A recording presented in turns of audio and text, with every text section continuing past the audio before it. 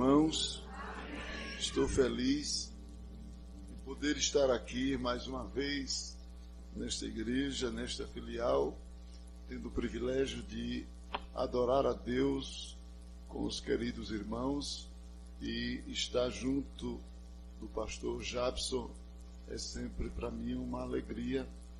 Ele que considero um dos meus didáscalos, um dos meus mestres.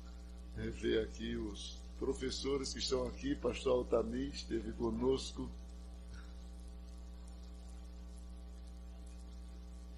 Pastor Altamir, nosso querido pastor também, irmão Gibson, toda a família é uma bênção da parte de Deus e os obreiros aqui nesta filial.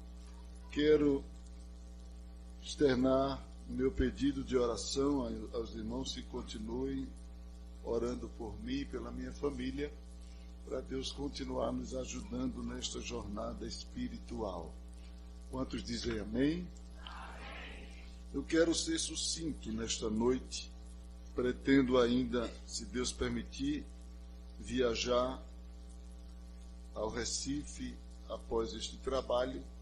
Na verdade, hoje eu entraria no primeiro dia do descanso, mas Pastor Jabson é aquela pessoa, né, que tem aquela filosofia: enquanto descansa, carrega a pedra. Então, vamos lá. Gostaria de ministrar uma palavra que Deus pôs no meu coração, baseando-me no tema que vocês escolheram. Apenas digo no texto que vocês escolheram, e quero meditar em um tema que está interligado a essa declaração bem sugestiva de vocês. Apocalipse capítulo 22, versículo 20, é o texto que vocês escolheram como texto áureo desta festividade.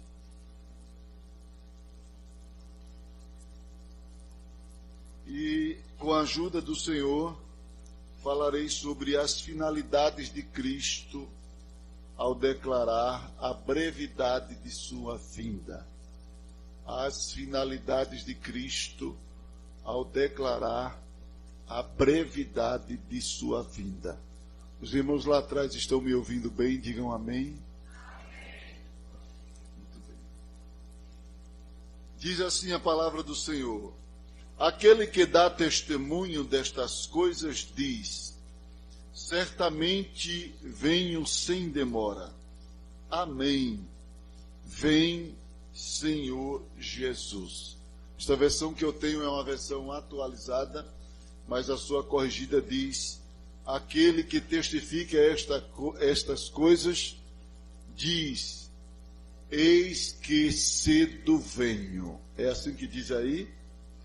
Eis que cedo venho. Muito bem, vir sem demora, vir cedo é a mesma coisa, são apenas sinônimos. A realidade desse texto, amados, que fecha praticamente o desfecho escatológico revelado no livro de Apocalipse, concluindo este livro apenas com uma saudação final, mas este versículo, Jesus fecha este livro, os relatórios eventuais escatológicos, confirmando e afirmando de forma bem contundente a promessa de sua vinda.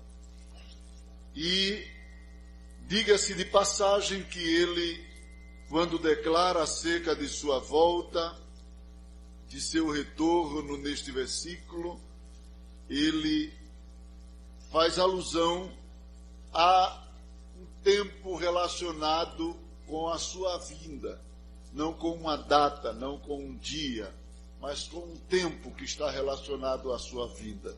E ele diz: aquele que dá testemunho destas coisas diz: certamente cedo venho. E a doutrina que se vê nessa declaração de Jesus nada mais é do que a doutrina da brevidade de sua vinda. parece um paradoxo quando a gente compara a declaração de Jesus com o tempo que a igreja espera Jesus.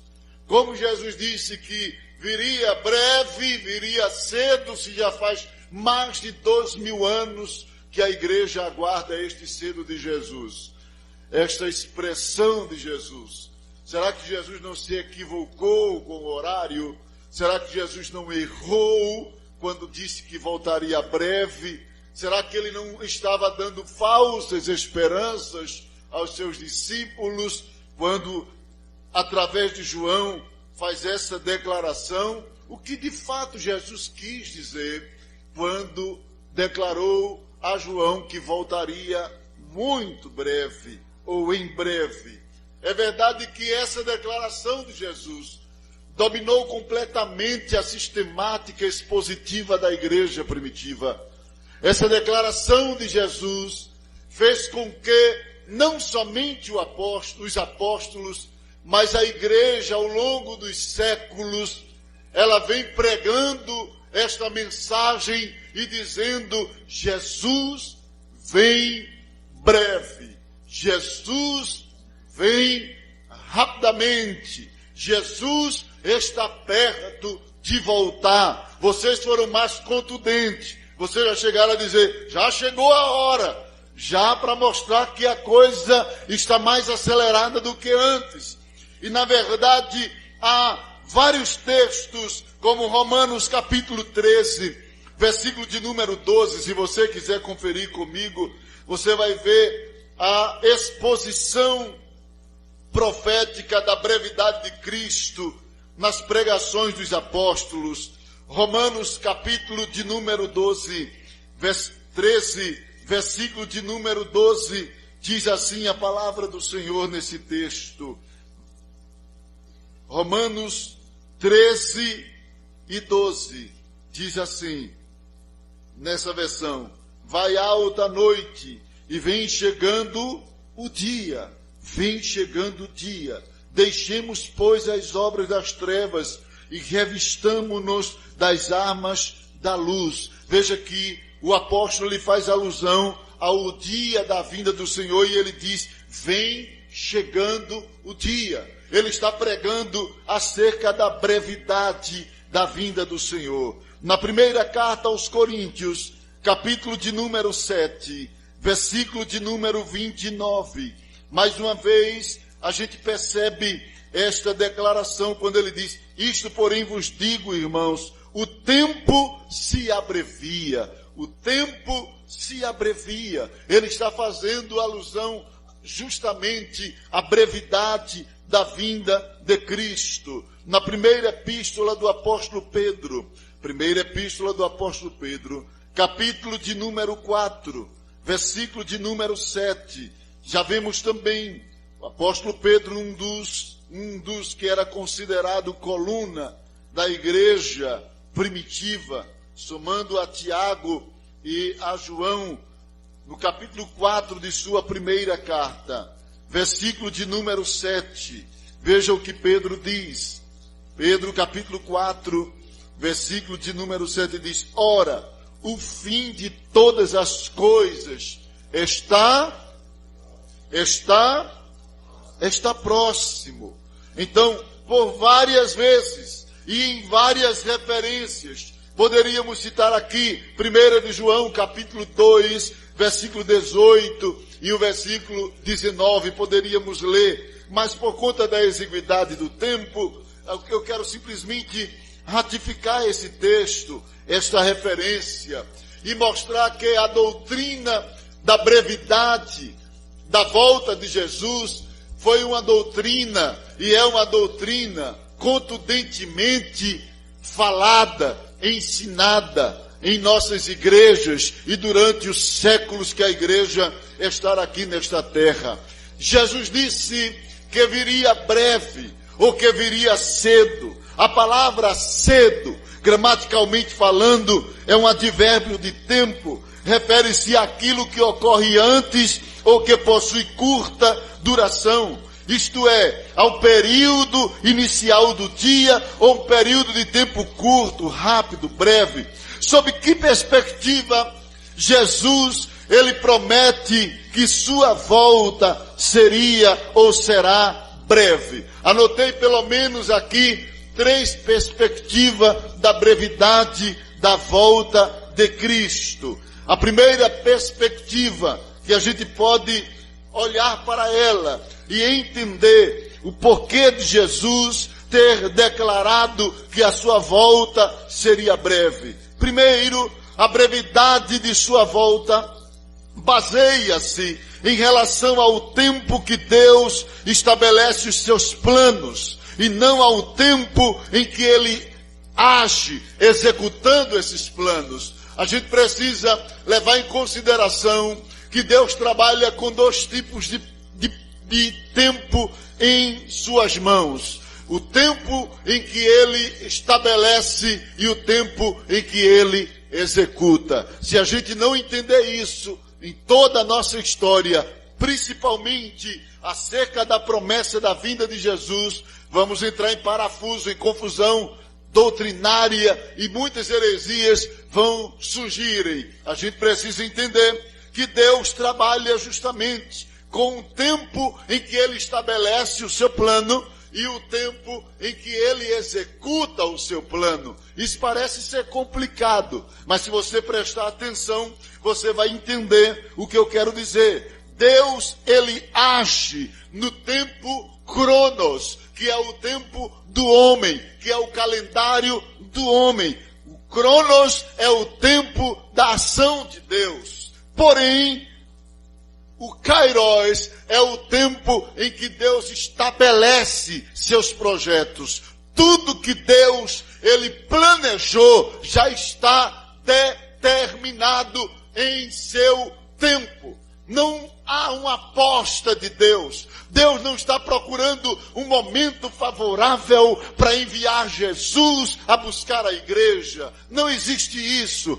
Deus já sabe, o próprio Jesus, ainda aqui entre os homens, ele diz em Mateus, capítulo 24, versículo 36, daquele dia e hora, ninguém sabe, unicamente o Pai. O que é que ele está dizendo? O dia e a hora já está marcado, não é uma aposta. Vamos ver se vai dar agora. Se o Pai já sabe, é porque já está determinado, mas está determinado no tempo kairos. No crono é uma incógnita, ninguém sabe, mas o Pai sabe, porque foi ele que estabeleceu o dia do arrebatamento da igreja. Então, amados, Deus planeja e determina as coisas dentro do tempo kairos e executa-o dentro do tempo cronos, do tempo do homem. Quando Deus fala de forma indefinida, é porque ele está nos direcionando à compreensão de que o que ele falou não cabe dentro da nossa cabeça, ou no momento o tempo não nos interessa. Quando Deus quer falar algo para que nós tenhamos conhecimento e interesse direto, então Deus é definido, amados. Quando Deus quer falar algo acerca de um tempo em que ele quer que a gente esteja consciente da realização desse tempo ou do momento desse tempo, Deus não trabalha com indefinição, Deus trabalha de forma definida. Quem não lembra do capítulo 18 de Gênesis, versículo 10 ao versículo 14, o Senhor chega na tenda de Abraão e ele diz: onde está Sara, tua mulher? E ele diz: Sara está aí na tenda. E o Senhor diz: então diz a ela que daqui a 1 ano, ele está dizendo: olha, o que eu vou te dizer, esta promessa, ela foi projetada no tempo kairos, mas vai ser executada no tempo cronos, e eu quero que você saiba quando é. Daqui a 1 ano, Deus é definido. Quando ele quer que a gente saiba o tempo, ele diz: é daqui a 1 ano, é daqui para amanhã. Mas quando ele não quer, ele diz: é logo, é breve, é daqui a pouco. Ele está dizendo: confia em mim, saiba que eu já sei, e saiba que eu já determinei, e eu tenho o controle de todas as coisas nas minhas mãos. Então a brevidade de sua volta, em primeira instância, baseia-se em relação ao tempo que Deus estabelece os seus planos. e não ao tempo em que ele age executando.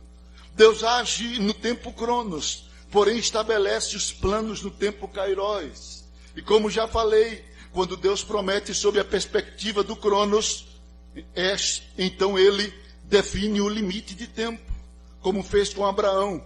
Em relação ao kairos, não há definição. João capítulo 7, versículo de número 6, Jesus fala desses dois tipos de tempo. Tempo do homem e tempo de Deus. Veja o que diz a palavra do Senhor. E ele diz que o tempo do homem é um tempo muito voltado a uma pressa. João capítulo 7, versículo 6. Jesus disse assim aos discípulos: o meu tempo ainda não é chegado, mas o vosso já é sempre pronto. Na atualizada diz: disse-lhe, pois, Jesus: o meu tempo ainda não chegou. O meu tempo ainda não chegou. Mas veja o tempo do homem, mas o vosso sempre está pronto. Sempre está pronto. São dois tempos, tempo de Deus, tempo do homem. Cronos, tempo do homem. Kairos, tempo de Deus. E o tempo de Deus não chegou, mas o homem fica, já chegou. O nosso tempo já chegou. Já era para ter acontecido. Mas é porque as coisas de Deus, que Deus estabeleceu, não está estabelecido na cronologia do homem. Está estabelecido no kairos de Deus, ainda que vai ser executado dentro de um tempo humano. Quem me entende, diga amém. Em segundo lugar, a brevidade de sua vinda baseia-se na relação da perspectiva de sua natureza eterna, e não na relação de ansiedade da natureza humana. Isso significa, amados, que quando Jesus disse: eu volto breve, eu chegarei brevemente, eu venho logo, ele não estava falando dentro da perspectiva da nossa ansiedade, mas na relação de sua natureza. Tudo para ele sempre foi eterno. Jesus veio conhecer limitações aqui quando desceu. Então ele não faz uma promessa com base na limitação, com base em uma limitação, baseado numa ansiedade humana, mas naquele nível de natureza que ele sempre possuiu, divina, eterna. Então, dentro dessa relação de natureza eterna, em comparação com a ansiedade humana, seria breve para Jesus. Jesus não disse que seria breve para nós, mas ele estava falando que seria breve para ele. Para ele, porque está relacionado à natureza dele. Veja o que diz a Bíblia em 2 de Pedro, capítulo de número 3. Isso é muito importante.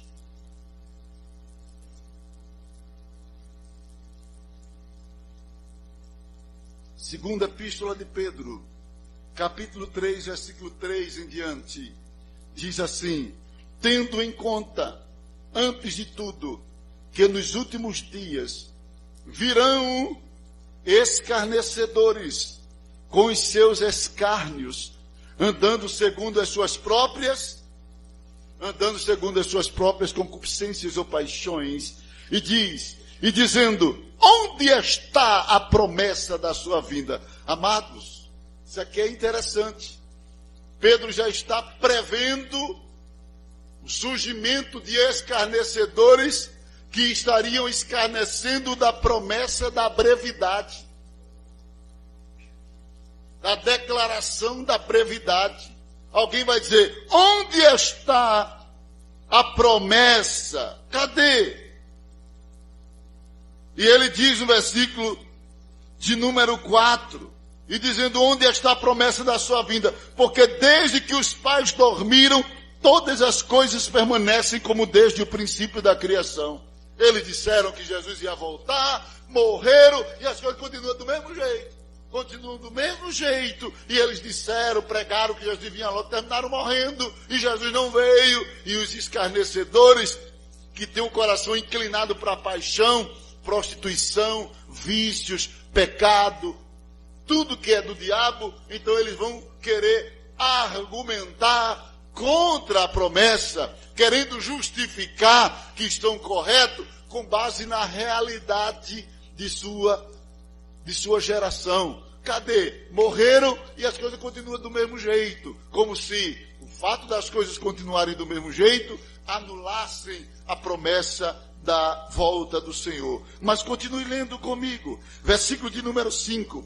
Porque deliberadamente esquecem que de longo tempo houve céus bem como terra, a qual surgiu da água, e através da água pela palavra de Deus, pela qual veio a perecer o mundo daquele tempo afogado em águas. Ora, os céus que agora existem e a terra pela mesma palavra têm sido entesourados para o fogo, estando reservados para o dia do juízo e destruição dos homens ímpios. Há, todavia, uma coisa, amados, que não deveis esquecer, e aqui está a justificativa da brevidade relacionada à natureza de Deus e não à ansiedade do homem. Diz que para o Senhor um dia é como 1000 e 1000 anos como um. Aí ele diz: não retarda o Senhor a sua promessa, como alguns a julgam demorada. Pelo contrário, ele é longânimo para convosco, não querendo que nenhum pereça, senão que todos cheguem ao arrependimento. Virá, entretanto, como ladrão o dia do Senhor, no qual os céus passarão com trepitoso estrondo e os elementos se desfarão abrasados. Também a terra e as obras que nela existem serão atingidas. Observe de que o apóstolo Pedro, ele faz uma apologia à brevidade da vinda de Cristo, levando-nos a derrubar todos os argumentos da ansiedade humana ímpia. Os ímpios na sua ansiedade, não pela volta, mas no medo do juízo, eles começam a querer justificar que Jesus não vem, porque as pessoas que primeiro pregaram já morreram. E daí? A promessa da vinda de Jesus não diz que todos vão ficar vivos para a vinda de Jesus, mas diz que tanto vivos quanto mortos vão ser arrebatados. Não diz que só os vivos vão ser arrebatados. Então, é claro que todos nós que estamos aqui, se Jesus não vier na nossa dispensação de vida, que segundo a Bíblia, a duração é de 70 anos, passando, ganhando alguns bônus, vai até 80 e o restante é enfado e canseira. Se Jesus não vier dentro dessa dispensação nossa, a gente vai descer à sepultura como os nossos pais.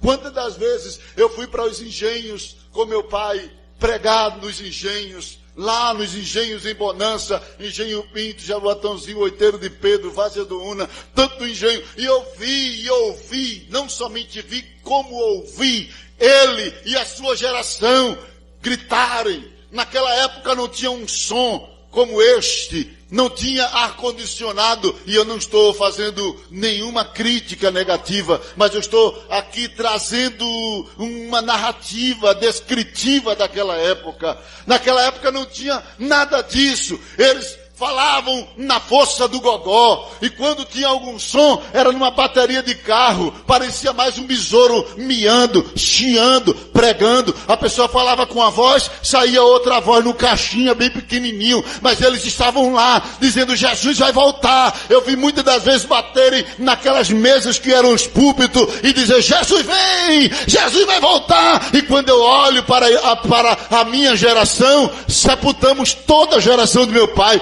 Morreu meu pai, morreu minha mãe, morreu aqueles irmãos, quase todos. Os que restam já estão cansados e fartos de idade, mas eu estou aqui. Eles passaram, mas eles disseram: continue, meu filho, eu estou indo, mas continue, porque se eu não estiver aqui vivo, você pode estar vivo, e se você não estiver, a geração que vem depois de você vai estar. Não é na nossa ansiedade, é no tempo que ele determinou. Ele disse: eu vou voltar.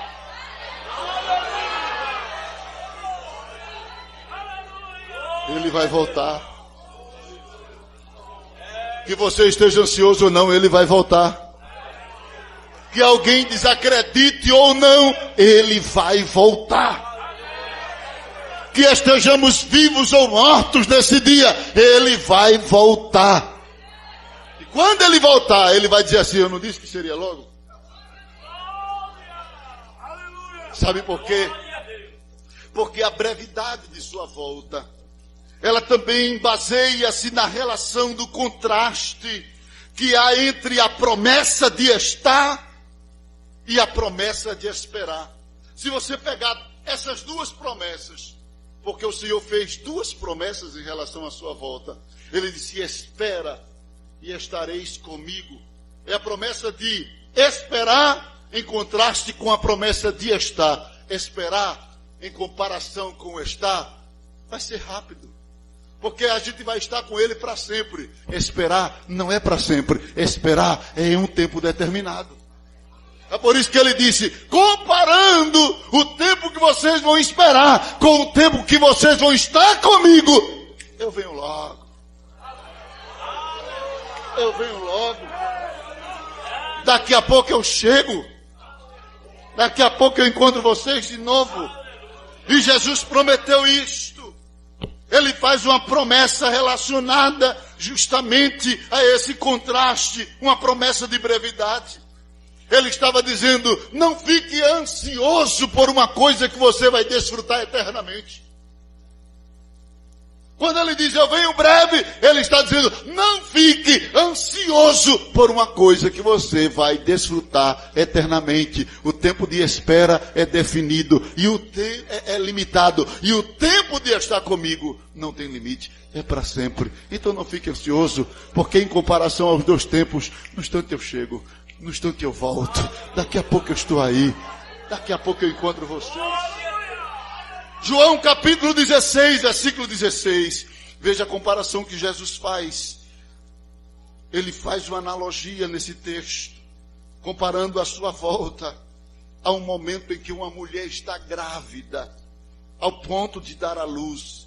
E ele fala da tristeza da separação física dele, mostrando nessa analogia, nessa comparação, o momento da dor até o momento que o menino nasce. João capítulo 16, versículo 16. Veja o que diz a palavra do Senhor. E eu ainda quero mostrar as duas finalidades. Eu estou mostrando aqui só as perspectivas da brevidade, mas há duas finalidades pelas quais Jesus prometeu que voltaria logo. Eu estou mostrando as perspectivas desta brevidade. Veja João 16 e 16. Ele diz assim: um pouco, e não mais me vereis. Outra vez um pouco e ver-me-eis. Ele estava dizendo: eu vou passar um pouquinho de tempo com vocês. E daqui a pouco vocês não vão me ver mais.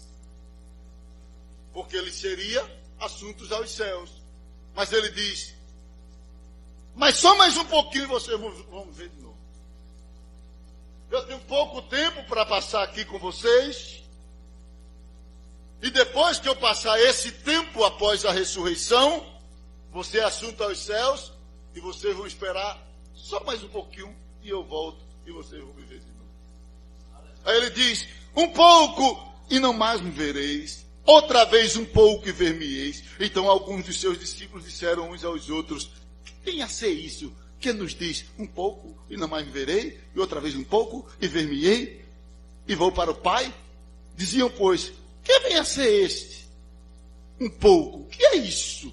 Não compreendemos o que quer dizer. Percebendo Jesus que desejavam interrogá-lo, perguntou-lhes: indagais entre vós a respeito disto que vos disse? Um pouco e não me vereis, e outra vez um pouco e ver-me-eis?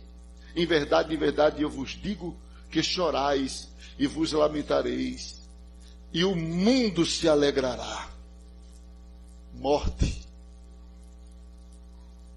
a morte, a partida dele para o céu. Quem não ficou chorando? Você acha que eles ficaram olhando para o céu sem chorar? Vendo o Senhor subindo, Jesus dando as últimas instruções, dizendo: fiquem em Jerusalém, porque do alto sereis revestidos do poder, e ser-me-eis testemunha em toda Jerusalém, Judeia, Samaria, até os confins da terra. Aí o esperto gritou: ei, Senhor, e é agora que tu vai vir para restaurar o a Israel, Jesus disse: deixa de curiosidade, curioso. Não pertence tu saber essas coisas que já estão determinadas pelo Pai. Já está determinada pelo Pai, Jesus disse. Jesus disse: o Pai vai resolver quando é que eu desço. Ele já está determinada pelo Pai. Vocês só precisam saber disso, que já está determinado pelo Pai. Aí quando Jesus está ali se despedindo, de repente um pé de Jesus começa a se elevar, e eles começam a olhar. De repente outro pé começa a se elevar, e Jesus vai subindo, flutuando, uma coisa que eles nunca tinham visto, um homem voador, e Jesus vai subindo, vai subindo, vai subindo, vai subindo, e eles olhando o homem voando, sobrenatural. Isso é negócio para filme, irmãos. Isso é negócio para Marvel, para Netflix. O homem vai voando, e eles olhando, eles estavam tão fitados os olhos em Jesus, que desceu 2 anjos, que eles nem viram os anjos descendo. Eu quero saber que ele está descendo, eu quero saber que ele está subindo, e foi subindo. Daqui a pouco os anjos do lado dele catucaram eles. Ei, rapaz, o que é que vocês estão olhando para cima? Tu não está vendo não? Ele está subindo. Aí quando eles perceberam, o outro: estão olhando o quê? Eram 2 anjos do lado deles, varões galileus, por que vocês estão tão preocupados olhando para cima? Este Jesus que vocês viram subir, da mesma forma ele vai descer voando, voando, voando.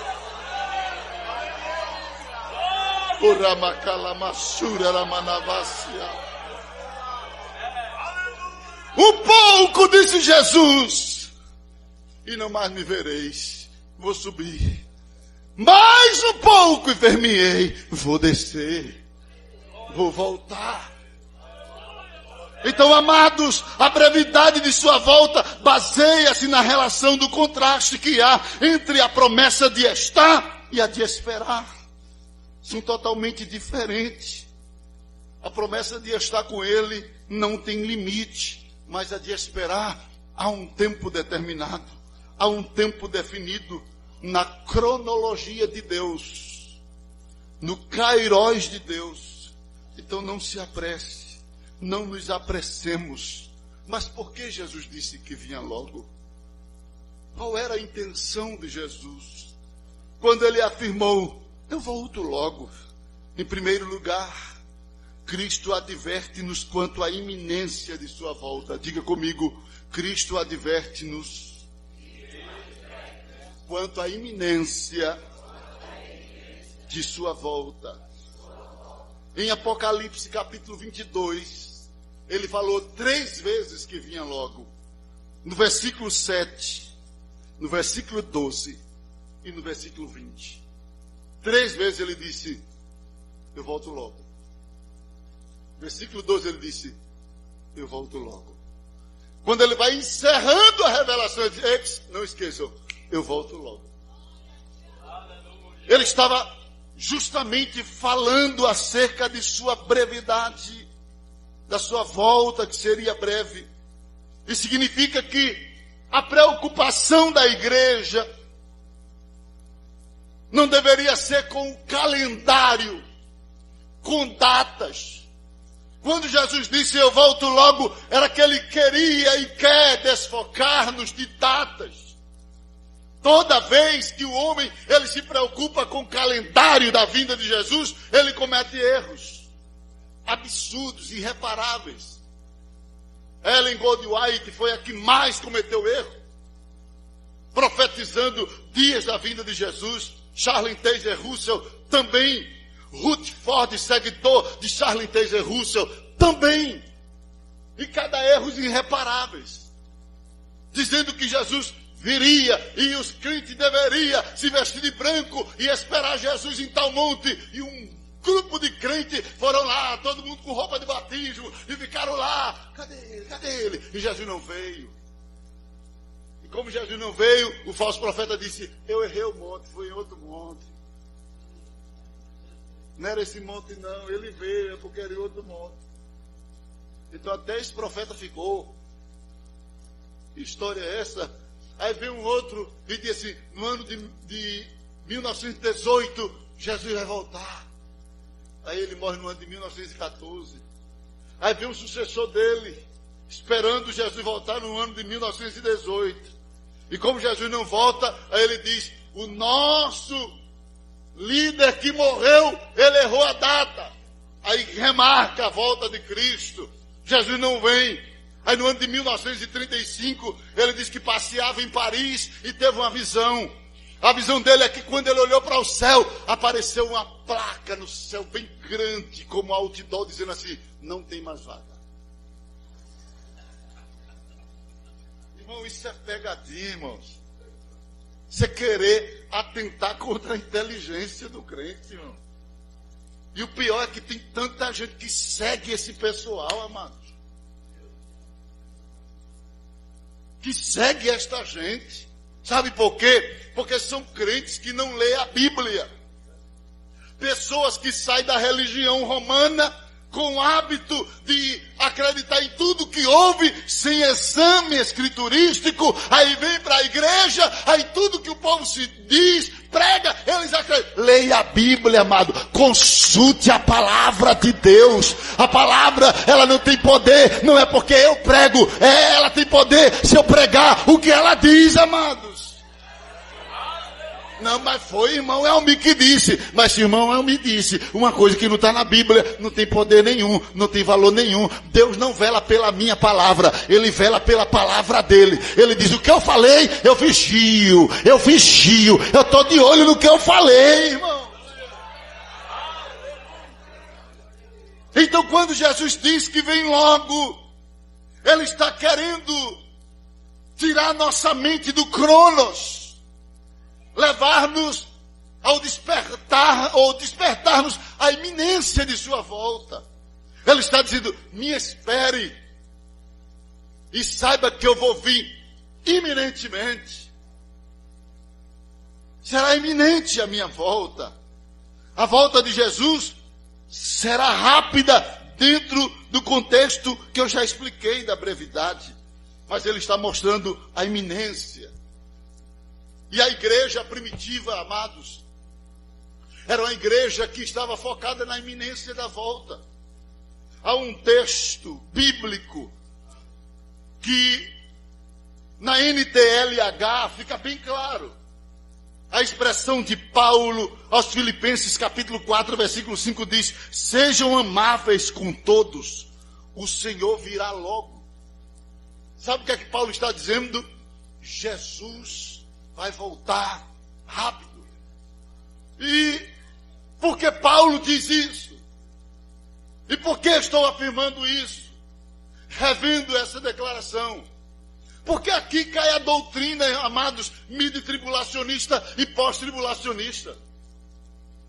Há tantos argumentos hoje escatológicos, diferentes escolas. Não, Jesus vem no meio da grande tribulação, Jesus vem depois da grande tribulação. Conversa. A igreja primitiva não esperava a tribulação, não esperava anticristo, não esperava juízo. A igreja primitiva esperava Jesus. Quer dizer que a igreja não tinha esperança de passar em tribulação, não. Ela esperava era ir para o céu. Jesus disse, eu volto logo. Paulo diz, ele vem logo. Há uma iminência, irmão. Se há iminência, não há doutrina midi-tribulacionista nem pós-tribulacionista. O arrebatamento é pré-tribulacionista. Porque a igreja, pergunte ao texto, analise o texto, me mostre qual era o apóstolo que esperava Jesus no meio da grande tribulação. Não tem um, ele esperava Jesus na hora. Os crentes de Jerusalém estavam tão doidos para ir para o céu, irmãos. Desculpe a expressão doido, mas é uma expressão forte que caracteriza as atitudes dele. Eles estavam tão doidos para ir para o céu, que eles vendiam a fazenda, vendiam os gados, vendiam, toma aí, Pedro, toma esse dinheiro, fala o que tu quiser, a gente vai para o céu mesmo, aqui eu ficar com essa fazenda. Era essa a expectativa da igreja. Se eles estivessem esperando tribulação, eles diziam, eu vou ficar com dinheirinho para no tempo que o anticristo estiver apertando, eu vou comprar um negocinho, mas não. Vende tudo, toma tudo. Mas por que vocês não... Jesus está chegando. Jesus está chegando. Era a expectativa na iminência, mano. Eles não esperavam tribulação, eles esperavam arrebatamento.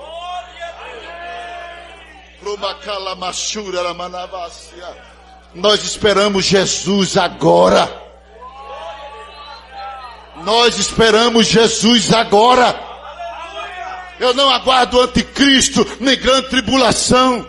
Paulo disse aos Tessalonicenses que ele vai se manifestar, mas não disse que ele vai governar a igreja. Ele se manifestar uma coisa e ele já está se manifestando por aí. Agora, a igreja não vai estar debaixo do poder do anticristo, porque o Senhor disse: como guardaste a palavra da minha paciência, também eu te guardarei da hora da tribulação, que há de vir sobre todo mundo. Jesus está dizendo: eu vou te tirar antes que a tribulação venha, antes que a chuva do dilúvio caia. Você vai estar na arca, você não vai estar debaixo da chuva para ser chacoalhado por ela, ser morto por ela. Você vai estar na arca. A arca é o escape da igreja.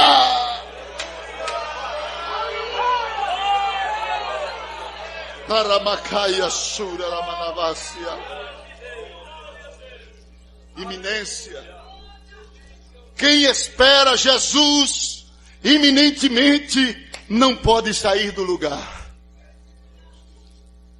E eu vou pedir para você dizer à pessoa que está do seu lado: diga, quem espera Jesus, ou quem espera que Jesus vai voltar rápido, não sai do lugar. Não sai do lugar. Eu vou agora, olha, eu agora vou tocar em coisas aqui. Vou tocar, a doutrina é a palavra de Deus. Se prepare, porque agora você vai receber um negócio do céu aqui. Não sai do lugar. Se você espera Jesus iminentemente, você não sai do lugar. Não sai do lugar. Hebreus capítulo 10, abra a Bíblia. Hebreus capítulo 10, versículo de número 23 ao 25. Ah, como vocês precisam ver isso aqui. Hebreus 10, 23 a 25. Diz assim a palavra do Senhor: guardemos firme. Guardemos a confissão da nossa a esperança que a gente confessa. Eu espero Jesus, tem que ser com firmeza. Não é oscilando. Eu espero, né? Se ele vier, né? Quem sabe eu subo, né? Para que eu no dia esteja bem, né? É firme. Quem confessa essa esperança tem que estar firme. Firme. Guardemos firme a confissão da nossa esperança, sem vacilar, diz aqui, pois quem fez a promessa é fiel. Consideremos-nos também uns aos outros, para nos estimularmos ao amor e às boas. Não deixemos o quê? Não deixemos a nossa congregação, como é costume de antes, façamos admoestações, e tanto mais, quanto vedes que o dia se... O que é que o apóstolo está dizendo aqui? Que eu não sei qual deles foi, porque é uma carta anônima. O que é que ele está dizendo? Se você fez a confissão da esperança, fique firme. Não saia da sua igreja. Ajude os outros a ficar firme, porque esse dia está chegando. Em outras palavras, não se torne um desigrejado. Porque está pegando uma onda de pessoas desigrejadas. Não precisa da igreja, não precisa disso não. Está debaixo de autoridade de pastor. Não, Jesus é o meu bom pastor. Não é assim não, amados. Vem para a Bíblia que tu vai apanhar da cabeça aos pés. Vem para a Bíblia. Vem ver como é que Jesus vai ser o teu bom pastor. Abre a Bíblia, Atos capítulo de número 2.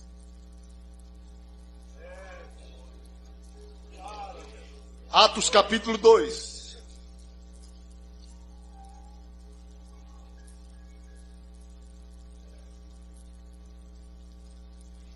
Versículo de número 41. A Bíblia mostra que quem espera Jesus Jesus não pode sair do seu lugar. E quem possui essa fé, essa esperança, não se isola da comunhão da igreja. Primeiro, não se isola da comunhão da igreja. Capítulo 2, versículo 41. Então, escute aqui, não corra não. Então, os que lhe aceitaram a palavra foram quê? Foram quê?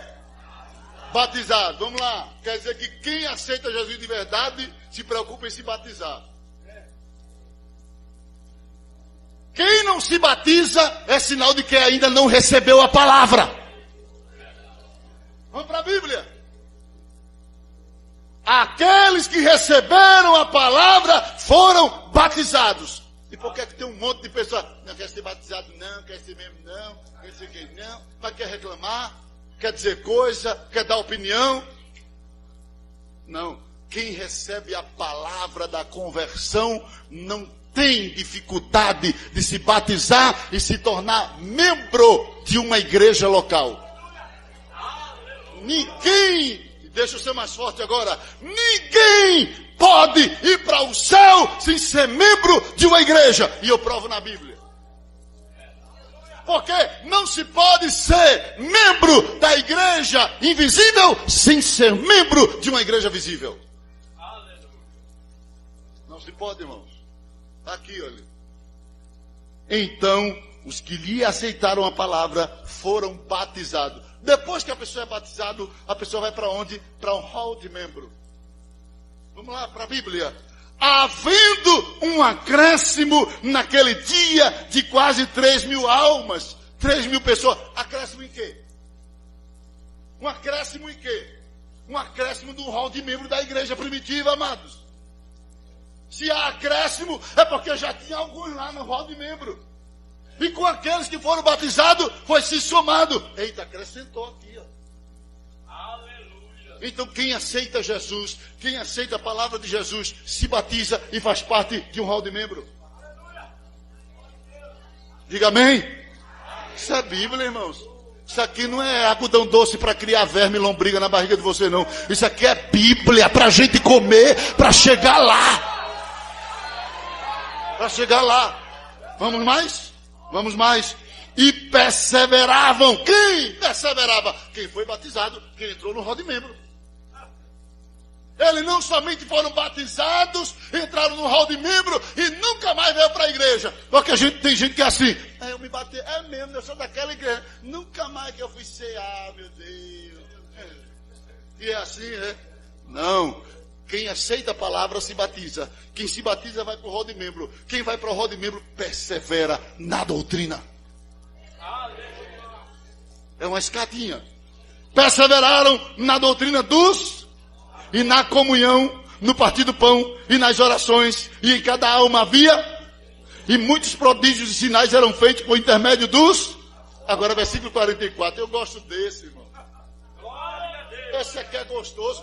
Todos que tinham a verdadeira fé estavam separados. Cada um era crente na sua casa. Ah, não. Não era crente em casa, não. Não era crente isolado, não.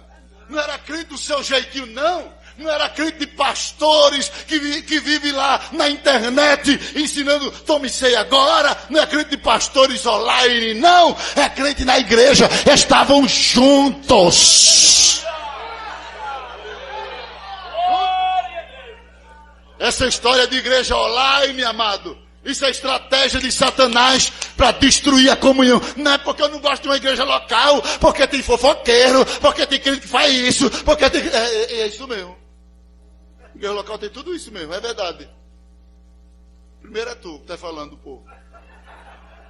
Tem tudo isso. E quando Deus estabeleceu o sistema de igreja, estabeleceu o sistema, não foi de igreja de perfeito, foi de pessoas imperfeitas para serem aperfeiçoadas. Tem tudo isso mesmo.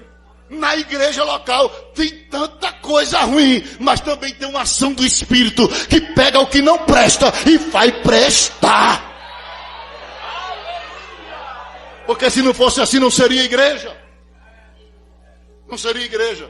Seria reunião de anjo. E o povo diz, aqui não é o céu. E eu vi um pastor dizer, no céu foi onde teve a primeira confusão, quando mais aqui na terra. Porque aqui não é, no céu foi onde teve a primeira confusão, irmão, quando mais aqui na terra. A gente tem que aprender a conviver e estimular um ao outro a si mesmo. Porque o que me falta vai ser completado por você. O que lhe falta vai ser completado por mim. As nossas diferenças não devem nos afastar, devem nos unir, porque um completa o outro aqui na presença de Deus. Está vendo que eu não sei cantar igual essas meninas, igual essas senhoras que cantaram aqui? Eu não sei cantar. Às vezes eu canto que nem um bode rouco. O irmão disse, olha, se o senhor fosse ver de cantar, sua família ia passar fome. Eu disse, é por isso que eu não canto para tu e nem faço CD. Que eu sei, minha família ia passar fome, então eu não faço CD. Eu canto assim mesmo, desde que o Espírito Santo tem um trabalho de aperfeiçoar daqui para lá. Amém, meus irmãos? Mas eu não sei cantar, mas dou uma palavra. Não dou uma palavra, mas sei orar. Eu não sei orar muito, mas eu sei pelo menos pegar na mão de uma pessoa e dizer, vamos lá na frente. O pregador está chamando. Eu faço alguma coisa, irmão. Então, quem espera Jesus iminentemente primeiro não pode sair do seu lugar. Não pode sair da sua igreja. Não pode dar uma de doido. Aí você crente em casa, eu mesmo. Não, tinha gente, irmãos, eu descobri gente que ficava assistindo televisão. Ele mesmo botava o pão dele lá, o vinho, na hora da ceia. Os pastores lá da televisão fazendo culto, né? Como agora ele mesmo. Diácono dele mesmo, diácono. Pelo amor de Deus. Isso é loucura, rapaz. A Bíblia estabelece uma igreja dentro de um sistema eclesiástico, amado.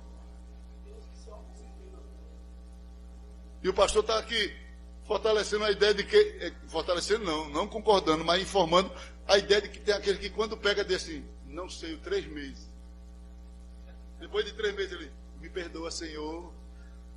E é assim, é. E é assim que é. Só se for a tua Bíblia que ensina isso. Porque a Bíblia da igreja não ensina isso não, amados. A Bíblia da igreja não ensina isso não. A Bíblia da igreja ensina assim, ó. Os que encobrem as suas transgressões nunca prosperará. Aí eu pergunto, encobrir de quem? De Deus? Se Deus já sabe de tudo. É encobrir da igreja, meu amado. Não é de Deus não, porque de Deus ninguém encobre nada não. É da igreja. Mas os que confessam e deixam, confessar a quem? A quem você precisa descobrir. É tão claro o texto da Bíblia. Aí começa a fazer exegese errado para encobrir pecado, vai para o inferno pensando que vai para o céu. Quando ele partir, espera um anjo, está lá Zé do Galfo. Ora. Meu irmão, fica com a Bíblia, soldado. Alimenta-te com a Bíblia para não sofrer decepção naquele dia quando sair daqui. Quem espera Jesus iminentemente não pode isolar-se em sua fé, isolar-se da comunhão. Todos os que criam estavam juntos. Segundo, a promessa não é para a igreja. Digo, a promessa é para a igreja, isto é, coletiva. A promessa da vinda de Jesus não é individual. Espera que eu venho para tu. Não. Jesus não promete vir para mim, ele promete voltar para a igreja. Se eu estiver na igreja, eu subo. Você não vai encontrar, em momento algum, Jesus prometendo que vai voltar para uma pessoa individualmente. Espera aí, que daqui a pouco eu te pego. Eu venho para você. Está sempre no coletivo. Paulo disse assim, mas a nossa cidade, não é a minha, nossa, coletivo, está nos céus. De onde? Espero não, esperamos o Senhor Jesus Cristo. A promessa é para a igreja, amado. Então, é iminente. Quem espera Jesus iminentemente não pode sair do seu. Quem aguarda Jesus iminentemente não pode desistir de esperar. Você não pode desistir de esperar. As virgens, mesmo cansadas, mas elas, tá tão cansada, demorou tão, vamos embora para casa. Elas ficaram cansadas, mas eu espero. Porque tem hora que a gente cansa, irmãos. Tem hora que vem a noite, a geada, a luta, as lâmpadas.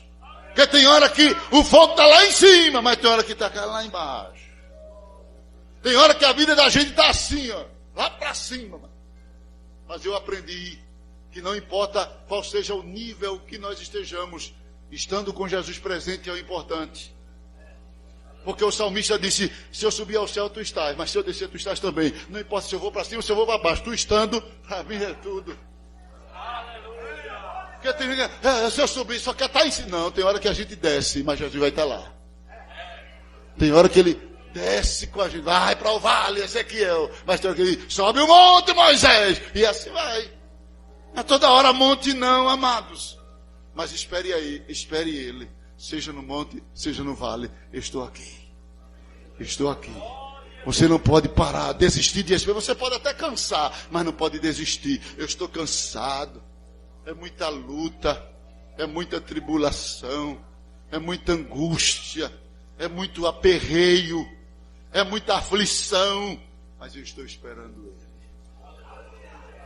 Eu estou esperando. Quem está esperando ele? Eu estou esperando ele. Eu estou esperando ele. Eu estou esperando Jesus. E ele não disse, quando eu voltar você vai estar 1001 maravilhas. Ele disse, me espere. Me espere. Não saia do lugar. Ele não disse, me espere em pé. Não. Me espere. Tem hora que a gente está em pé, tem hora que a gente está acocorado, tem hora que a gente está levantando, tem hora que está segurando a coluna. Tem hora que está... É assim. Mas espere. Espere. O irmão chegou para mim e disse assim, mas pastor, eu não tenho nem força de orar. Eu disse, ora sem força. Ora sem força. Porque eu não oro toda vez quando eu estou. Ah, irmão, seria bom demais, seria muito fácil. Toda vez eu tenho força para orar. Tem dia que eu dobro o joelho e não tenho força nenhuma. Eu fico lá dizendo a mesma coisa. Senhor, Senhor, Senhor, Senhor. Parece aquele vaqueiro. Oh, rebou. Eu fico lá na oração. Senhor. Eu digo Senhor, mas a minha alma está lá. E o Espírito Santo que nessa hora interpreta o gemido e diz, tu sabe o que ele precisa, né? Porque nem toda hora a gente está forte, tem hora que a gente está fraco. Mas quando a gente está fraco, o Espírito Santo chega e diz assim, eu sei que tu está fraco, mas eu ajudo tuas fraquezas. E ele começa a orar com a gente e dizer, ele precisa disso. Está doente. Teve um dia que eu fui para o ciclo de oração em Bonança 1, eu estava tão angustiado, tão atribulado, que eu não tinha nem palavras, irmãos. Eu estava até desconfiado se Deus queria me ouvir naquele dia. E eu estava lá no ciclo de oração, chorando, urrando. Você sabe o que é orar urrando? Mas é mais que eu estava brabo, que nem um cachorro brabo. Era o jeito que eu estava, gritando. Aí quando não aguentei mais o rato, fiquei só miando, que nem um rato. Vocês já passaram por isso.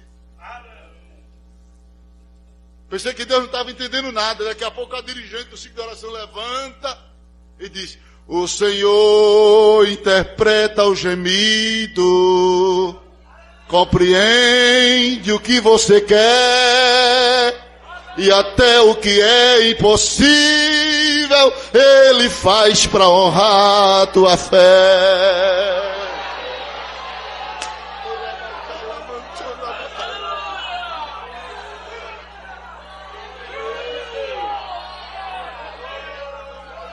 Fica aí, soldado. Espera Jesus a qualquer preço, a qualquer custo. Não importa a dor, não importa como você está. Diga, eu estou aqui. Tu mandou eu te esperar, eu espero, eu não desisto. Tu dissesse que vem logo, então eu fico aqui. Ia ficar na expectativa. Qualquer vulto que passar, você... Eita, é ele. Não, não é ele não. Era outra pessoa. Mas é ficar assim, esperar ele na iminência. Em segundo lugar, quando Jesus disse que vem logo, que vem cedo, essa expressão também trata-se de um tempo indefinido. Isso significa que o tempo de sua volta é incognoscível, ou seja, desconhecido para quem o espera. Mateus 24, 36, Atos capítulo 1, versículo 7.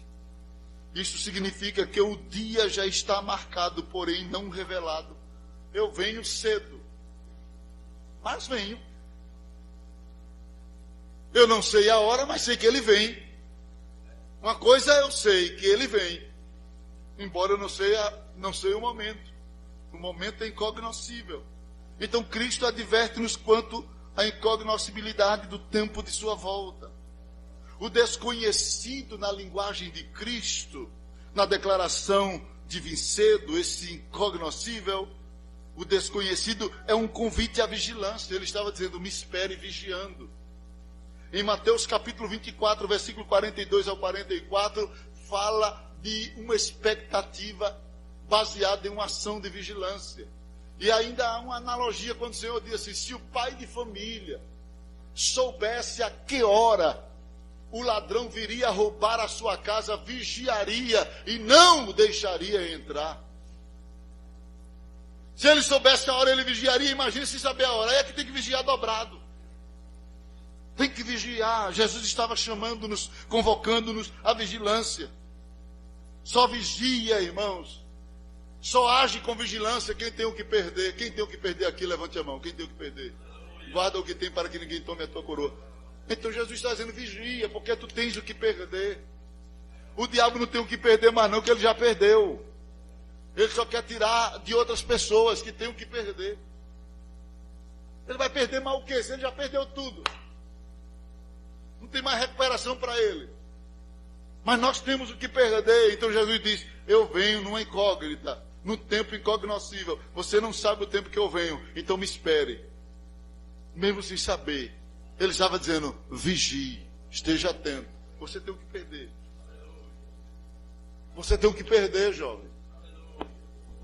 Os jovens lá na escola não têm o que perder porque ele não conhece o Deus que você conhece.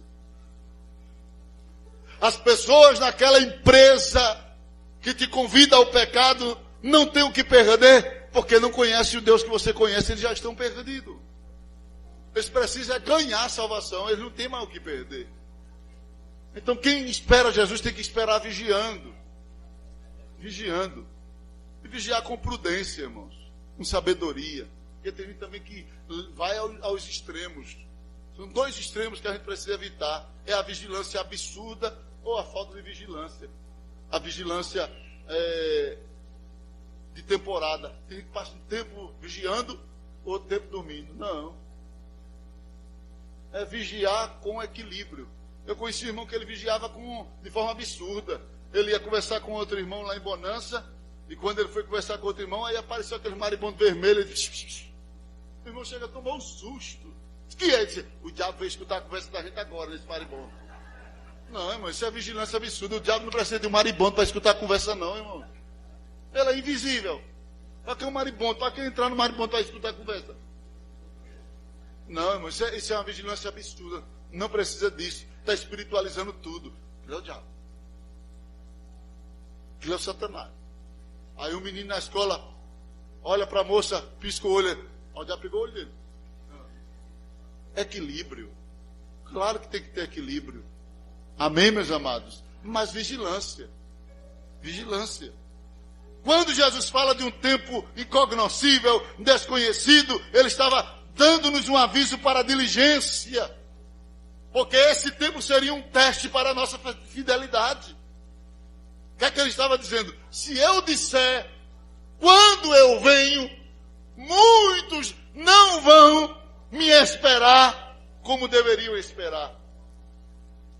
E como é que o crente deve esperar? Trabalhando. Trabalhando. O crente tem que esperar Jesus com o braço cruzado. É trabalhando.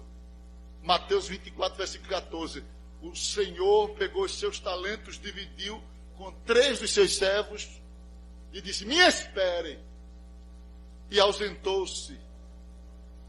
E aqueles que estavam esperando o seu Senhor partiram para negociar. Que recebeu 5, negociou, ganhou mais 10. O que recebeu 2, negociou, ganhou mais 2. 4, o outro. Um ficou com 10, outro ficou com 4. E o que recebeu 1? Que alguém pensa assim, o bichinho não trabalhou porque recebeu 1. Um talento convertido em moeda americana era $60 mil. Ele pegou $60 mil e fez um buraco. E não foi por falta de opção, não. Fez um buraco, foi maldade.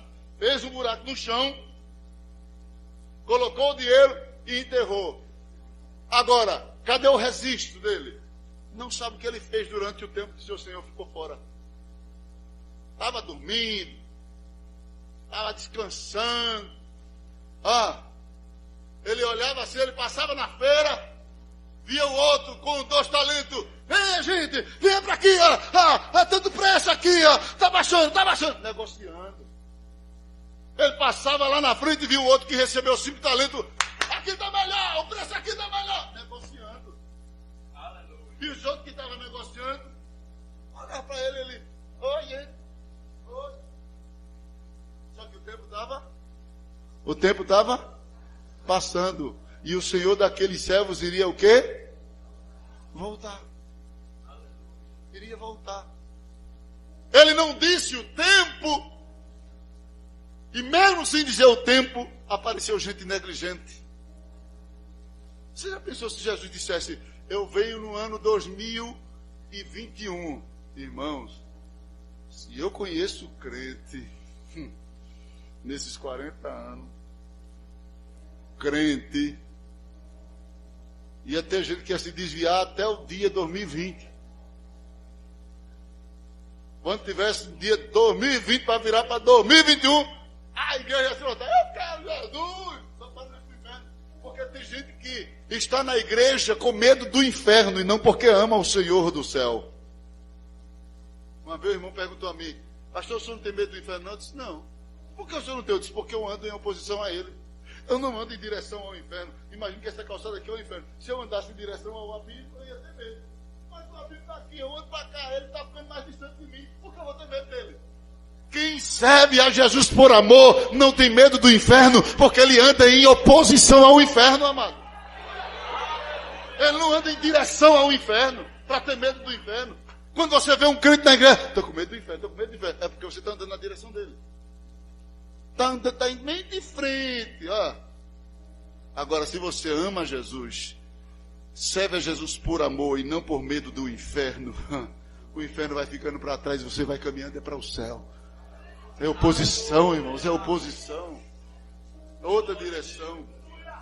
Aí aquele homem não sabia que a incógnita do tempo era um teste de fidelidade.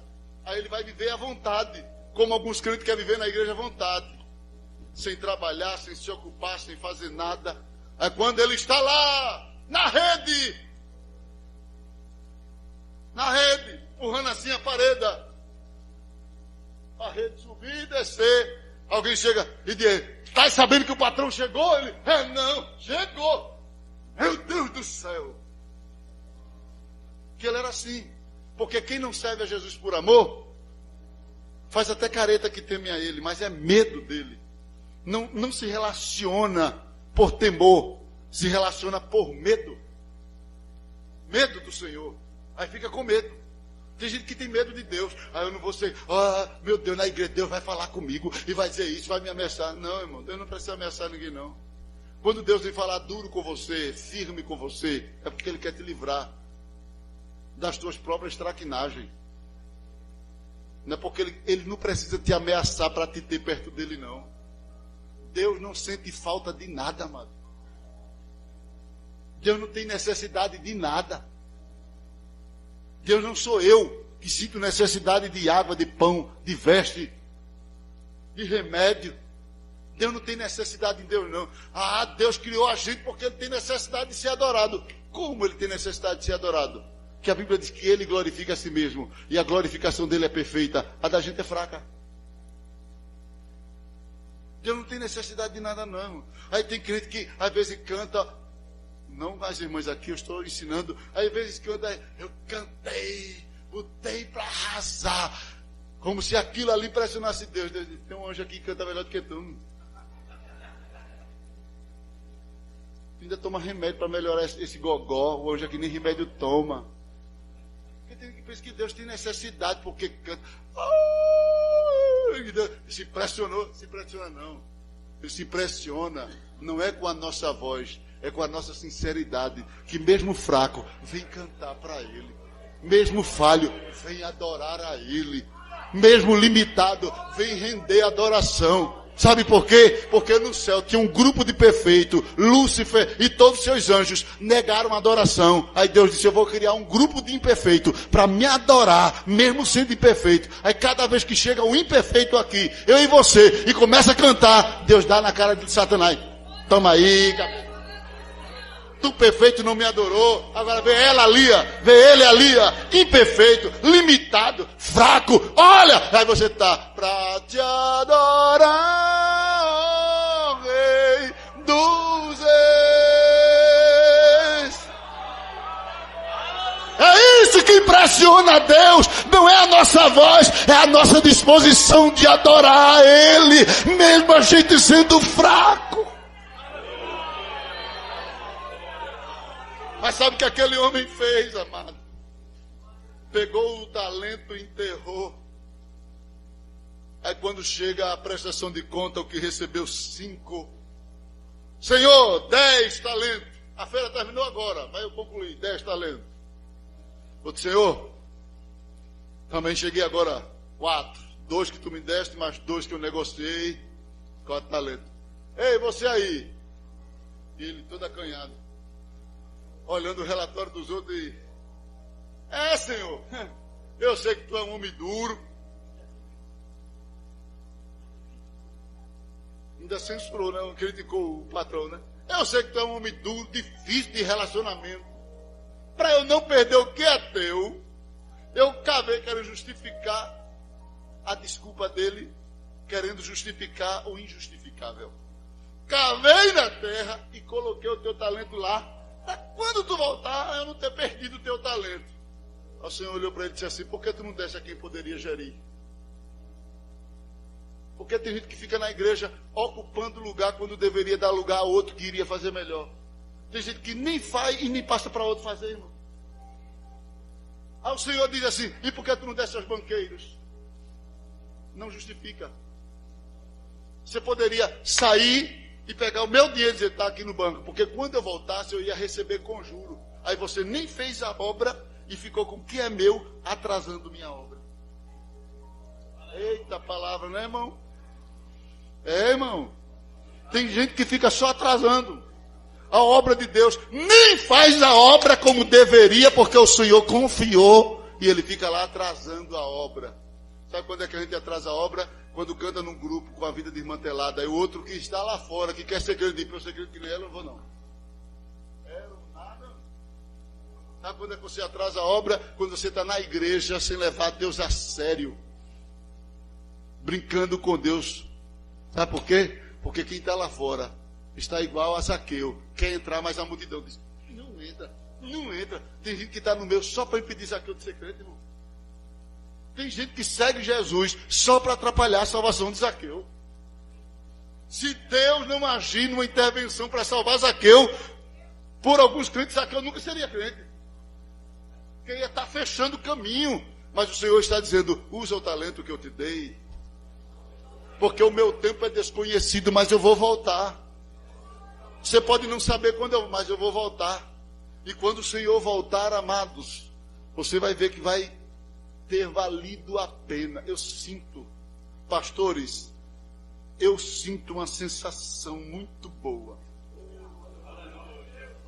quando eu estou na obra do Senhor. Eu sinto uma alegria, com toda dificuldade, porque é difícil, nunca foi fácil, é difícil.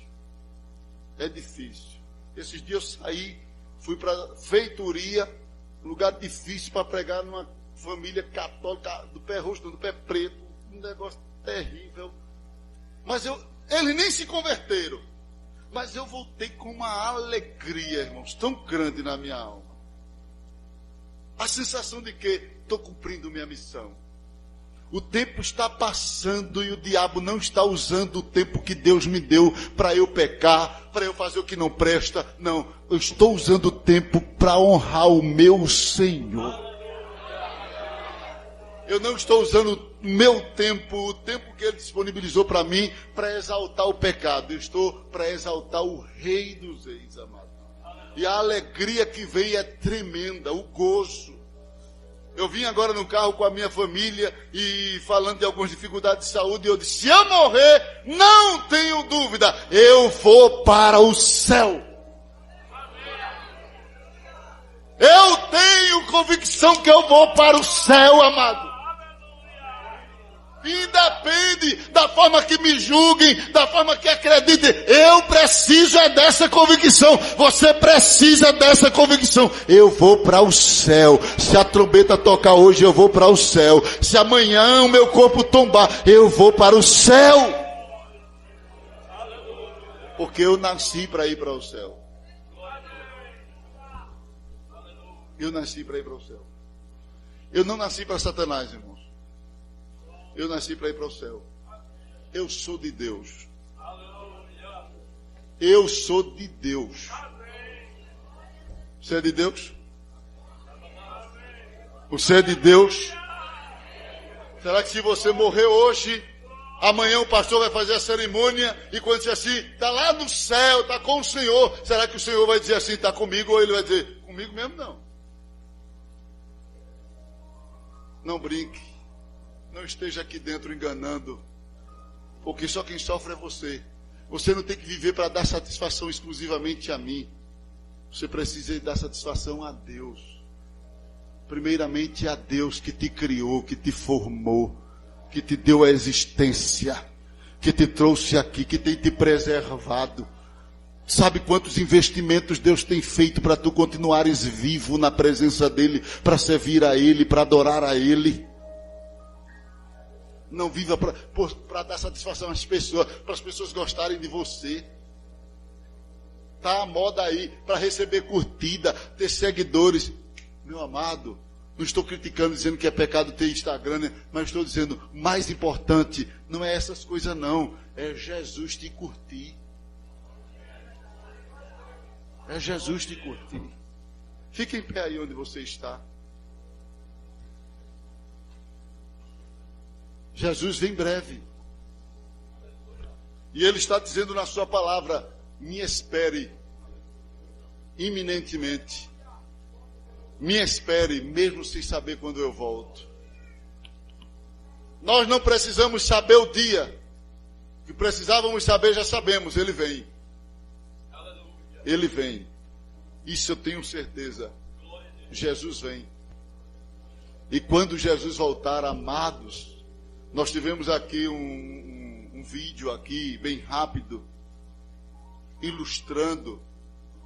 E não tem como ilustrar sem mostrar pessoas que vão ficar. Quem vai ficar naquele dia, levante a mão. Está vendo que ninguém quer ficar?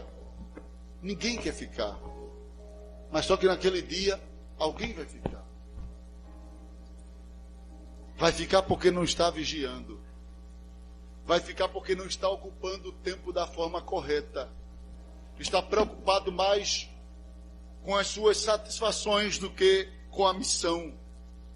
Nós temos uma missão. Você tem uma missão aqui na terra. Diga para a pessoa que está do seu lado aí agora, você tem uma missão de Deus aqui na terra. Olha, eu não quero que você diga brincando, sorrindo. Eu queria que você dissesse sério, olhasse seriamente para a pessoa e dissesse, você tem uma missão de Deus aqui nesta terra. Você tem uma missão de Deus. Você tem uma missão de Deus aqui nesta terra. Você tem uma missão de Deus aqui nesta terra. Você está aqui em missão. Cuidado com as distrações. Cuidado com aquilo que quer lhe desfocar da missão. Você tem uma missão. Para cumprir essa missão do talento, você tem que estar ali, olhando para a promessa. Meu Senhor vai voltar. Meu Senhor vai voltar. Deixa eu dizer uma coisa, amados. Se tem uma coisa, isso aqui é um segredo que Deus me contou quando eu era jovem. E eu vou compartilhar com vocês. Nesse texto do capítulo 24 de Mateus. Se tem uma coisa que faz a gente perder a missão, se chama interrupção no relacionamento com liderança. Toda a estratégia do diabo é causar bloqueio entre você e seu líder. Toda ação do diabo é investir contra relacionamento entre líder e liderado. Porque ninguém consegue fazer missão sem conexão com o líder. Você nunca vai conseguir ser um bom crente se não for um bom filho com o seu pai. Você nunca vai ser um bom obreiro se não for estiver em conexão com o seu pastor. Veja que o que fez aquele homem enterrar o talento foi porque ele não andava bem com o seu patrão. Ele tinha uma visão majoritária, maligna, equivocada do seu líder. Ele disse: tu és um homem cruel, que colhe aonde não semeia. Ele esqueceu o contexto dele. Ele era um servo comprado. O talento era do patrão. O patrão não estaria colhendo aonde não plantou, não. O patrão plantou, semeou, comprando ele no mercado dos escravos, fazendo dele um doulos, um servo de casa, de alta confiança. O patrão investiu talentos, mas como ele tinha uma visão errada, ele enterra. Ele não enterrou porque ele não era capaz, não. Que a Bíblia diz que foi dado de acordo com a sua capacidade. Ele enterrou porque ele não estava bem com o seu patrão. Foi falta de capacidade de gerir. Foi problema de relação. Se tem uma coisa que o diabo tem procurado fazer nesses últimos dias, prejudicar a relação entre liderança, pai e filho, obreiro, pastores, moças com o dirigente de campanha, união com a dirigente da união. Sabe por quê? Porque as coisas de Deus, amados, ela corre numa sincronia. O óleo não vem para o pé, nem para a mão, começa na cabeça. Quando Deus derrama um óleo, Ele derrama na cabeça. Cabeça é liderança. E o óleo desce na cabeça, vem para a barba e depois vai atingindo os outros membros. O Espírito Santo, ele age assim. Se você quiser o óleo, você tem que receber óleo que passa por cima do seu pastor para chegar em você. Deus não vai derramar óleo direto em você, uma bênção direta. Vai ter que passar por debaixo da mão de seu pai. Ele vai lhe abençoar. Vai passar por debaixo da mão do seu líder. Paulo disse a Timóteo: desperta o dom de Deus que há em ti, que te foi dado pela imposição das minhas mãos. O dom é de Deus, mas Deus só te deu quando eu pus a mão, Timóteo.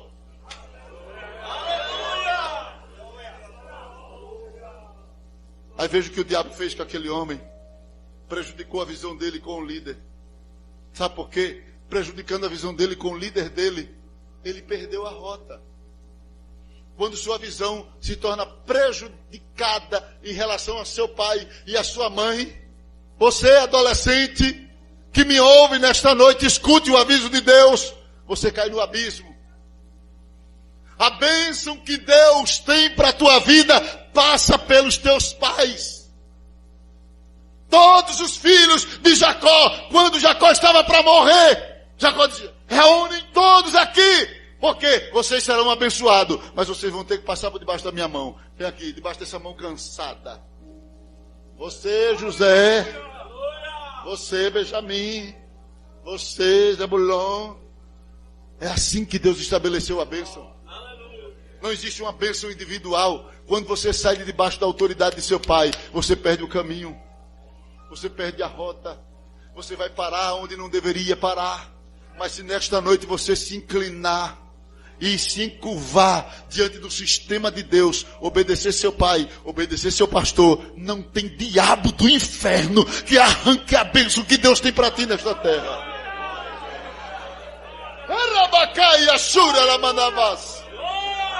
Não tem demônio que arranque a bênção. Enquanto você desobedece, a porta para Satanás, mas quando você diz, eu vou me encurvar, eu vou obedecer, o diabo não entra, demônio não entra, e a bênção de Deus chega, e Deus dominará a tua vida, e o propósito de Deus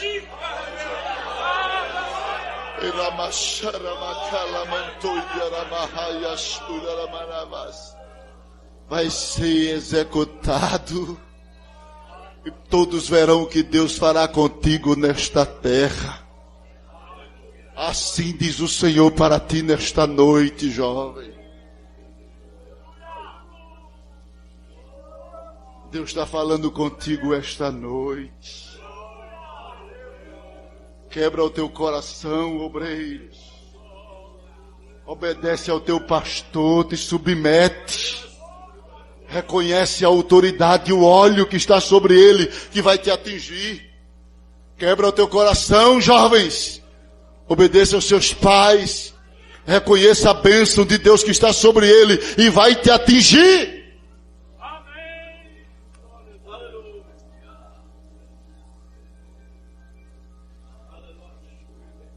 Eu sinto Deus aqui, irmãos. Eu sinto Deus aqui. Que noite, irmãos. Eu vinha dizendo à minha família, eu quero terminar cedo essa palavra que eu vou viajar. Mas eu sinto Deus aqui. E Deus está quebrando corações aqui esta noite. Deus está quebrando maldição aqui nesta noite. O diabo te oprimiu até hoje. Você foi enganada e enganado pelo diabo até hoje, porque hoje aqui Deus abre uma porta e te diz, entra, porque eu tenho uma bênção grande para ti nesta terra, te encurva diante do meu projeto.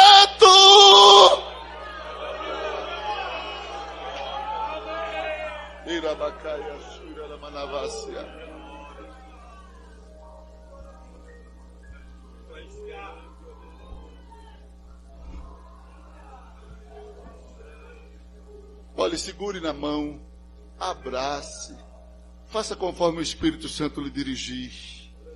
Mas eu quero orar por você agora aqui para Deus quebrar laços diabólicos. E a bênção de Deus vai jorrar na sua vida a partir de hoje. Sua história será mudada hoje. Você crê na palavra de Deus, você crê na palavra de Deus, você crê na palavra de Deus. Você crê que Deus estará aqui. Você crê que Ele é poderoso para reverter isto? Então feche os teus olhos aí.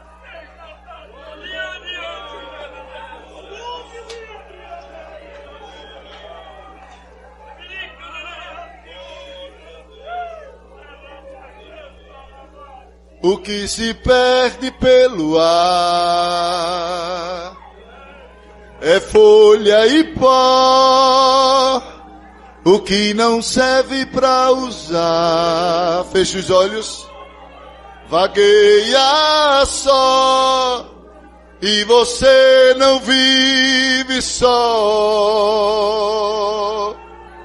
Você é vaso de valor.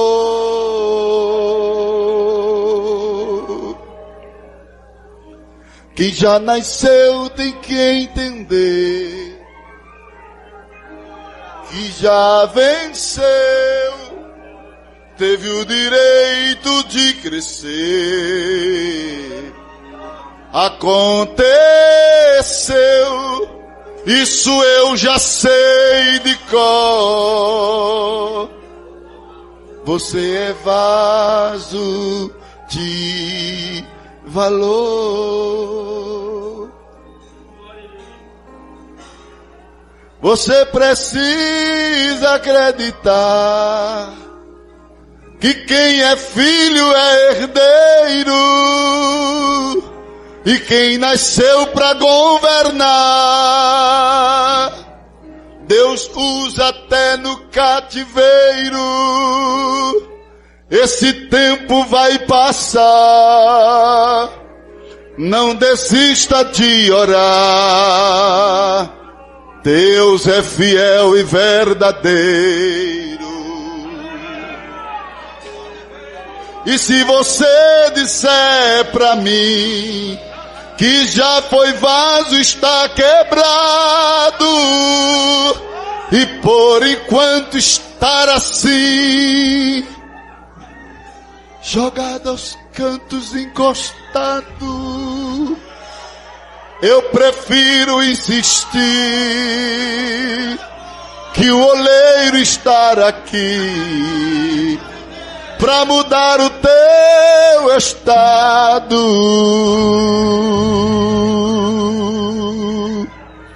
Você é especial. Quem te deu a vida destruiu a forma, não fez outro igual. Você ainda não perdeu. Você não é folha, você é alguém no coração de Deus.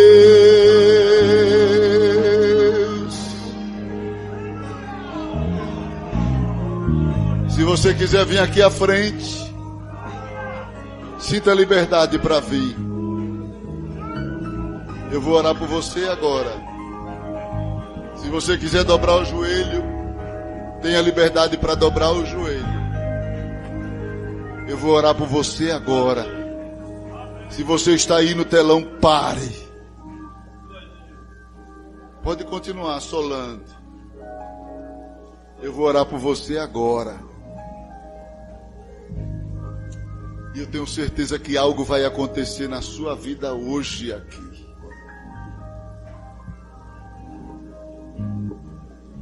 Jesus não vai te deixar de fora desta viagem do arrebatamento. Você precisa nesta noite desse concerto, dessa ação do Espírito Santo. Pode vir, amada. Se tiver algum que esteja afastado dos caminhos do Senhor e deseja voltar, venha. Eu vou orar por você agora. Saia de onde você está, venha aqui à frente. Jesus pode fazer um milagre na sua vida hoje aqui. Se está afastada, quer voltar para Jesus, afastado, quer voltar para Jesus, venha. Feche os seus olhos. Querido Deus, eu te agradeço pela tua palavra nesta noite. Te agradeço pelo agir do teu Espírito em nosso meio. Te agradeço porque a tua palavra é tão poderosa que as cadeias do diabo se partem, se quebram, caem por terra diante da tua palavra. E nesta noite eu te peço, Senhor, traz liberdade para muitos que estão aqui, preso em alguma área de sua vida, sendo vítima, refém das ações do inimigo. Mas nesta noite o teu Espírito está agindo no seu coração, fazendo-lhes acreditar na vitória, a se levantar deste piso de miséria, de fracasso, de decepção. Senhor, nesta noite o teu Espírito age, Senhor, e eu sei que ele age trazendo ao lugar aqueles que se afastaram do lugar da espera. ou de espera. Senhor, eu sei que o teu Espírito age nesta noite, age submetendo aqueles que andam e que têm andado, Senhor, sob o orgulho do seu eu, mas que nesta noite eles quebram-se diante da tua palavra, clamando por tua misericórdia, em busca de um milagre, de uma nova oportunidade, de restauração, de graça, de poder, para fazerem aquilo que tu tens designado que seja feito por eles nesta terra. Ó Deus, aqueles que haviam perdido o alvo, ido e caminhado em direção diferente dos teus objetivos, eu sei que o teu Espírito estará agora, Senhor, direcionando eles para o centro da tua vontade. Ajuda-os a se levantarem de cabeça erguida, a prosseguirem, Senhor, na direção certa. Ajuda-os a fazerem, Senhor, aquilo que tu tens designado. Senhor, tira os embaraços, tira as cadeias, tira, Senhor, tudo aquilo que o diabo tem posto como obstáculo para que eles não façam a tua obra, ou para que eles não enxerguem a tua verdade. Remove as escamas, remove, Senhor, todos os obstáculos de sua mente, de seu coração. Opera a liberdade plena nesta vida e traz sobre ela a tua paz, a tua presença, e cumpre nela as tuas promessas, em nome de Jesus.